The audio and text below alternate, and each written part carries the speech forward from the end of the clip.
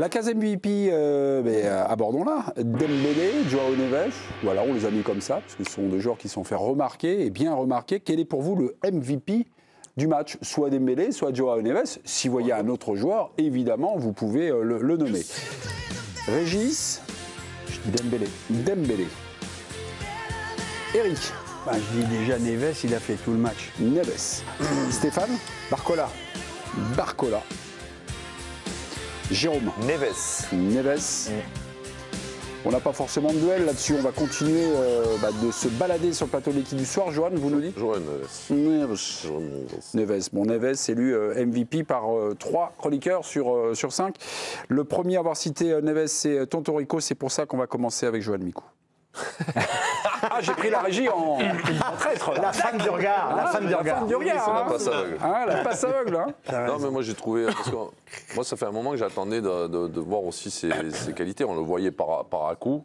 Et là, c'est la première fois où je le vois du début à la fin. Montrer ce qu'il est capable de faire, même si en première mi-temps, peut-être c'était un peu plus compliqué. Mais j'ai trouvé qu'il était là. Il a amené de l'impact, même quand ils n'avaient pas le ballon, d'aller chercher des ballons dans les pieds de City, d'accompagner le pressing, de récupérer beaucoup de ballons. Et puis bon, l'air de rien, il te met quand même le but qui te fait passer devant à 3-2. Donc ça fait beaucoup de choses qui, mis bout à bout, me le fait mettre homme du match. Il a eu à peu près la même situation à la 11e minute, en première période. Coup franc de Vitinha, tête de Neves. Mais là, il cadre. Parce que, Jo l'a dit, tactiquement, mentalement, c'est vrai que la fait un match complet, mais on parle. Et Giovanni, tout à l'heure, a dit je ne parle pas du but. Ouais. Parlez du but quand même. Ouais. Il est tout sauf facile à mettre. Ah oui, elle est bien. Parce qu'il faut réfléchir très vite à je mets le plat du pied ou je me baisse très vite et je mets la tête. Et il la met pas à l'opposé, souvent il la met à l'opposé. Il la met premier poteau. Donc le but, je trouve qu'il est tellement intelligent. C'est un bon joueur de tête, Neves. Paradoxalement, malgré sa taille. On l'est souvent dans les coups de la tête. Il est souvent dans les coups. Mais il réfléchit tellement vite sur le coup, parce que là, elle fuse devant. Donc tu n'as pas le temps de t'organiser. Et c'est vraiment l'instinct de se mettre très bas sur le centre de gravité comme ça et de la mettre forte en plus. Parce que le gardien, il est vraiment pas loin. Pour le gardien, prendre un truc comme ça, c'est sur son premier poteau, c'est systématique et ce serait dur de dire c'est pour lui parce que c'est pour le poteau. On a souvent le débat, mais du poteau. Mais 9 fois sur 10 dans cette situation, le gars va vous mettre la tête d'où elle vient. Oui, c'est la théorie, le théorème Joan Micou, il nous le rabâche ça. Bien sûr. D'où elle vient. Donc quand on voit le déplacement d'Ederson, on voit bien qu'il n'est pas prêt à faire dans la continuité de son geste, il est déjà sur un appui où il s'arrête pour pouvoir repartir déjà. Et donc il a le petit temps d'arrêt. Et il finit, il la touche quasiment. Ouais. Mais c'est très rare qu'un joueur la mette là. Mais Ederson, il est pris à contre-pied. Mais en fait, Ederson, oui, pourquoi? Parce qu'il s'attend lui à ce qu'elle parte. Oui, Ederson, c'est d'où elle vient. C'est côté ouvert. Oui, mais après c'est difficile. C'est ça. Parce que là, c'est pas un centre où tu as juste le joueur. C'est un centre qui passe devant toute ta défense. Pour le gardien, je pense que c'est difficile à gérer. Il y a Stones qui a un poil de cheveux de la dévier. Et puis tu as un temps d'arrêt et après tu te rends compte qu'il y a un Parisien. Donc non, je pense que tu as un peu de retard pour aller la chercher. Je n'aimais pas. Il n'y a pas juste Joao Neves où tu n'as que lui à gérer, quoi. Je pense qu'il est en retard aussi pour ça, moi. Non, mais il n'est pas vraiment en retard. Non, mais il est en retard pour la sortir, tu vois. Et puis, je crois que elle est piquée la tête. Oui. Ah oui, piquée. Et puis la piquée en bas. Quand un mec vous pique la tête comme ça sous la flotte, c'est qu'elle reprend la vitesse en plus. Donc non, il n'est pas pour lui. Sur l'animation offensive, j'ai noté, puis je lis mes petites notes à un moment, 26e minute, je devais pester tout ça, 26e minute, on était à 0-0. Joao Neves tergiverse, c'est Vitinha qui va la récupérer, qui va frapper à côté. Sur la façon dont il a animé le jeu, choses comme ça, il y a des choses à dire, il y a des corrections, il y a des trucs comme ça, ou non, le match est bien, il a maîtrisé, il a dominé le milieu de terrain. Enfin, ce qu'il apporte surtout à cette équipe, c'est de l'impact. De l'énergie, du dynamisme et de l'impact. C'est un bulldog. Et bon, il a une passe décisive malheureuse sur le but d'Haaland. C'est lui qui remet. Mais c'est malheureux.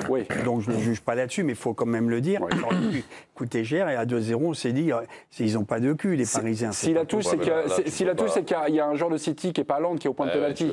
Il doit couper l'ordre de passe. C'est comme le premier but, il y a eu Marquinhos qui la prend sur la poitrine, Donnarumma qui la remet devant à Grealish qui marque. C'est du billard. Je veux dire, non, mais je dis simplement, il y a eu ce fait de jeu-là. Neves est dedans, mais il a des circonstances totalement atténuantes. Il y a zéro souci. Après, je dis que c'est un bulldog parce qu'il court partout, il est bon techniquement, il a une vision du jeu, il est inépuisable. Donc, il est essentiel et puis il a 20 ans, quoi.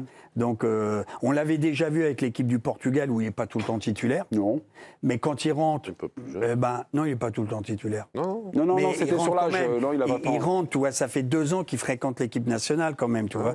Donc il a un gros potentiel. C'est une très bonne recrue. Tu peux te dire pour le futur, ce mec-là, il a. Eric, un moi, ce que avenir. j'entendais, c'était Vitinha, Joao Neves. Bon, on va dire, ils sont pas tellement complémentaires. Paris a acheté les 2 joueurs. Voilà, c'est 2 joueurs qui sont bien, mais qui sont. Il n'a Voilà, pas qui été sont... super emballé jusque-là, moi.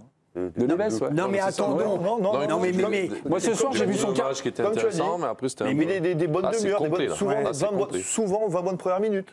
Mais et puis après, attendons, plus rien. on l'a tous dit, attendons le futur de ce milieu de terrain quand on va monter en On va altitude attendre face déjà Stuttgart. à des grosses équipes. Là, Ah oui. en tout cas, ils Ah oui, ont non, une parce marge que- de progression quand même. Moi, je vais dire sincèrement, tu ferais venir un super milieu de terrain qui joue au Bayern, éventuellement ou à Barcelone. En plus, tu l'améliorerais encore davantage, ce milieu de terrain.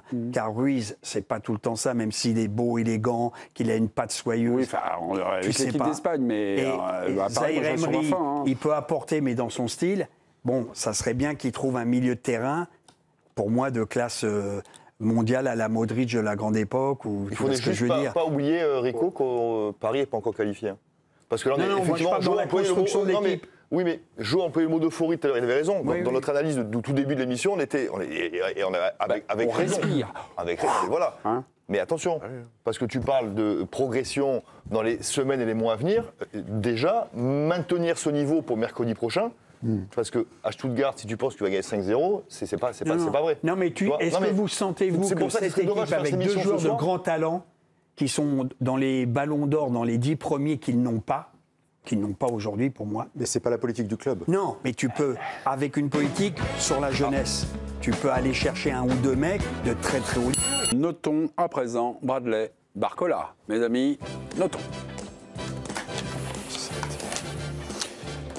J'ai entendu un 7 prononcé. Oui, je regarde mon écran de contrôle. 7, c'est un bon match, c'est un très bon match pour Stéphane Guy. C'est normal puisque Stéphane avait désigné MVP de la rencontre Bradley Barcola. En première et en deuxième mi-temps donc. C'est bien ça. On sent que moi je suis assez d'accord avec Jo sur le fait que c'est une victoire collective. C'est vraiment la marque de ce match-là. Oui. Après, je trouve que son action de classe, de très grande classe sur le premier but parisien, à un moment crucial du match où le PSG menait 2-0, elle est fondamentale et c'est le Barcola qu'on aime. Barcola qu'on a envie de voir, qu'on appelait de nos voeux à la pause et qu'on a vu en deuxième période. Puis après, bon, il a un but qui est chanceux, mais un but voilà. Donc qu'il faut mettre, hein. il pèse lourd dans le retour parisien ce soir. C'est une très bonne semaine. Je ne parle pas de le lundi, mais une semaine, puisqu'il y a la semaine dernière, il a marqué contre Espali. Contre Lens. En fin de Ouais. match. Il marque contre Espali ce week-end. Et il sort quand même, on va dire, 2-3 mois qui étaient extrêmement Bien sûr, compliqués. bien sûr, hein, ouais. Où l'attaquant faisait plus de différence, où Cédric Et était puis dominé, le PSG recrute à son poste. Donc, Oui, en plus. Donc il était quand même dans un moment un peu compliqué. Mais ce qu'il fait sur le premier but parisien, ça m'éblouit. Ça m'éblouit. Faut-il renvoyer Kvaratskhelia à Naples? Vous n'aurez pas la question dans l'équipe du soir. Autre chose à ajouter sur le match de Barcola? Vous avez mis 8 également, Régis. Hein. Non, bah oui, parce que moi, vous m'avez demandé un joueur, mais j'aurais pu dire, j'ai dit Dembélé, mais j'aurais pu dire Neves, j'aurais pu dire Barcola. Et c'est vrai que c'est une victoire collective.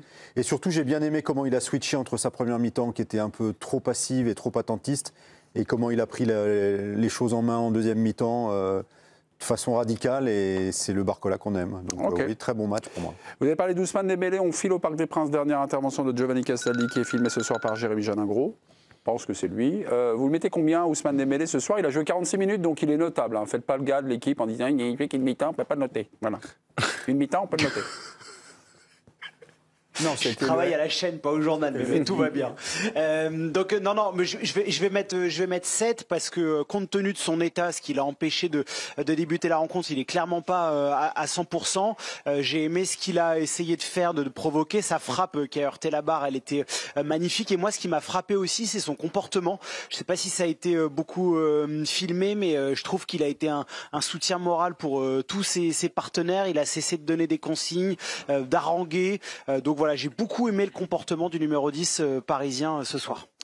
Merci beaucoup, Giovanni. Très bonne soirée. On se retrouve un petit peu plus tard dans la vie, mon cher Giovanni. Vous êtes invité demain à la maison. Merci beaucoup. Vous aurez des pâtes. Voilà.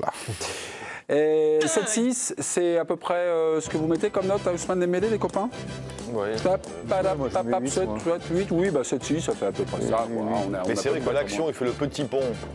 Ah bah, c'est Le petit pont et la frappe sur la barre, elle va à une vitesse Sur Bernardo Silva, le petit pont. incroyable. D'ailleurs, tu vois la tête qu'il fait au ralenti, il fait...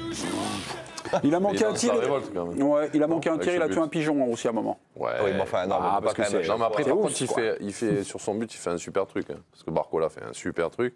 Mais Appel il contre amène- appel. Il amène tout le monde avec lui, il Et s'arrête. il s'arrête. Il donne la solution à Le petit Barcola pont. qui lui met magnifiquement bien. Après, lui, il a juste très bien Ederson. Mais il lance la révolte quand même. Ok. 8 après, moi je trouve que sur une mi-temps. Bah, c'est le momentum. Franchement, le match, c'est lui qui le fait tourner. Hein. En marquant, Ouais, 15 buts. Ouais. avec, ouais. Mais ça Moi, mérite c'est pour ça que j'ai mis MVP parce que je trouve qu'il donne une étincelle quand même. Dembélé, quand il rentre, il se passe. Bon, allez, mes amis.